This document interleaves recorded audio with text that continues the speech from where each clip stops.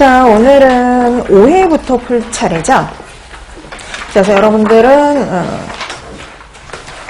5회부터 보시면 되겠는데요.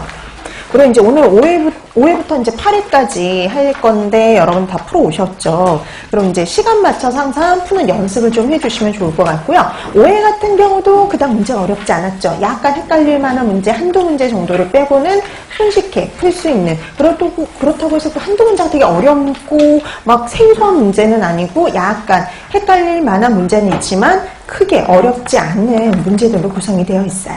자, 오늘 나눠드렸던 수업 창고 프린트 같이 옆에 두시고 같이 보면서 문제 들어가도록 할게요. 자, 그럼 18페이지 5회 모의고사부터 봅니다. 1번. 세균성 식중독균에 대한 설명입니다. 옳지 않은 거 찾아라. 이렇게 나와 있는데요. 한번 보시면 이제 이렇게 비슷하게 해서 시험 문제에 출제가 된 적이 있었는데요. 보면 그러니까 전반적으로 이렇게 옳은 거 옳지 않은 거 찾는 문제도 꽤 나오는 유형의 문제이긴 합니다.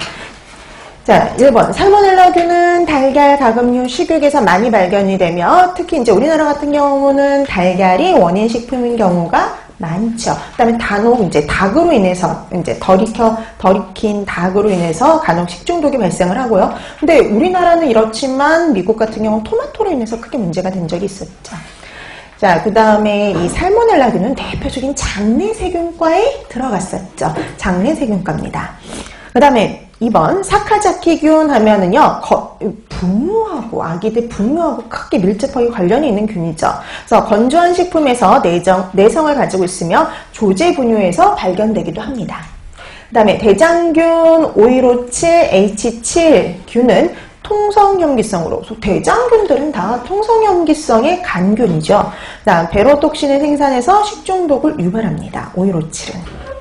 그 다음에 4번 비브리오 폐혈증균은요 내열성이 약해요. 그래서 우리가 보통 비브리오균들은 다 내열성들이 약하죠. 그래서 60도씨로만 가열해도 충분히 사멸이 가능하고요.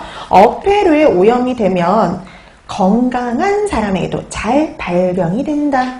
자, 이거 같은 경우 뭐 경부 감염도 되고 창상 감염도 일어날 수가 있는데요. 경부 감염 같은 경우 우리가 이제 뭐 특히 여름철에 해산 어패류를 생식했을 때 감염이 될 수가 있는데 보통 건강한 사람에게서는 잘 발병이 되지를 않죠. 그럼 주로 어떤 사람에게서 발병이 일어나냐면요.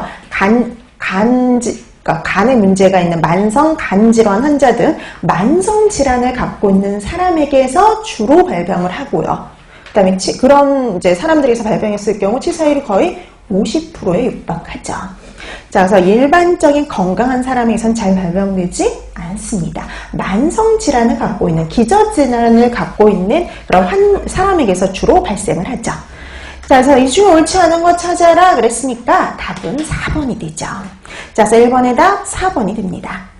그 다음에 2번 대장균에 대한 설명입니다. 옳은 것을 찾아라 그랬는데요. 뭐 이것도 경상도 쪽에서 유사한 문제가 출제가 된 적이 있었는데요. 보시면 장내에 서식하며 그람음성의 통성염기성균이다. 그래서 대장균은 뭐 그람음성의 통성염기성 간균이고요. 그 다음에 우리가 호기성, 통성염기성, 호기성, 통성염기성 간균이었고요. 포자를 만들지 않았죠. 그리고 또 하나의 특징이 유당을 분해서 산과 가스를 생성한다라는 점이 있었어요.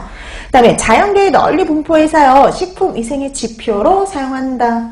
여러분 이게 자연계에 널리 분포한 균인가요? 오염이 되지 않으면 자연계에 존재할 수는 없어요. 그렇죠?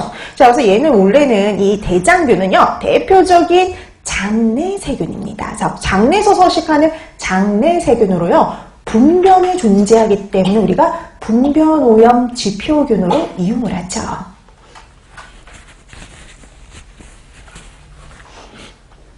자, 그 다음에 대장균군에 속해 있으며 대부분이 유해한 식중독균이다. 그래서 우리가 이 대장균군과 대장균은 다른 거였잖아요. 대장균군은 상당히 종류가 어때요?